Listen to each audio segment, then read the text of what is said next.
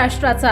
नमस्कार, मी सुद्धा संध्याकाळमध्ये आपल्या सगळ्यांचं स्वागत। सरत्या वर्षाला निरोप देत नववर्षाचे स्वागत सर्वसामान्य कुटुंबांनाही आनंदात करता यावं या उद्देशाने माजी आमदार दिलीप मोहिते पाटील यांच्या संकल्पनेतून राजगुरुनगर येथे 31 डिसेंबर रोजी बालजत्रा आणि खाऊ गल्लीचे आयोजन करण्यात आले होते। या बाल जत्रेमध्ये लहान मुलांसाठी पाळणे, विविध खेळणी आणि मनोरंजनाची साधने उपलब्ध करून देण्यात आली होती।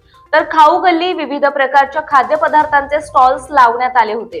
कार्यक्रमाचे विशेष आकर्षण म्हणून अभिमान महाराष्ट्राचा अंतर्गत बहारदार सांस्कृतिक कार्यक्रमांचे आयोजन करण्यात आले होते।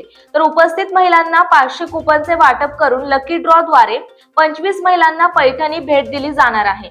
या कार्यक्रमाचे उद्घाटन माजी आमदार दिलीप मोहिते पाटील यांच्या हस्ते करण्यात आले।